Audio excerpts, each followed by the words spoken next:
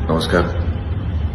आज सकाळीच एक अतिशय वाईट बातमी कानावर आली, ती म्हणजे आता अजितदादा आपल्यामध्ये राहिले नाहीत.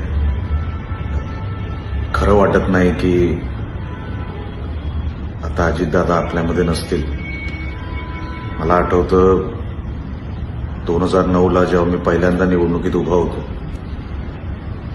पहिले नेते जे माझ्या प्रचाराला आले होते ते अजितदादा होते. आणि आता जेव्हा आमदार झालो त्यावेळेला सुद्धा सभागृहामध्ये माझ्यासारख्या एका नवीन आमदाराला कुठे काही कमी पडायला नको यासाठी त्यांच्या डिपार्टमेंटमधून माझ्यावर नेहमी लक्ष असायचं. काही गोष्टी न मागता पण अजितदादा देत होते.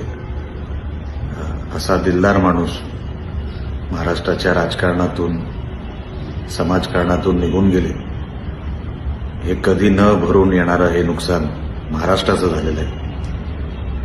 त्यांच्याकडे बघून शिकणं, सभागृहामध्ये त्यांची एक शिस्त आणि शिस्त पाळण्याची एक पद्धत आम्ही मी बघायचो.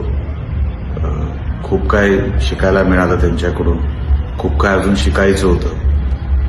पण अजितदादा आपल्यामधून निघून गेले. मी मनापासून त्यांच्या कुटुंबियांना ह्याच्यातून सावरण्याची शक्ती मिळू दे ही ईश्वराकडे प्रार्थना करतो आणि अजितदादांना श्रद्धांजली देतो.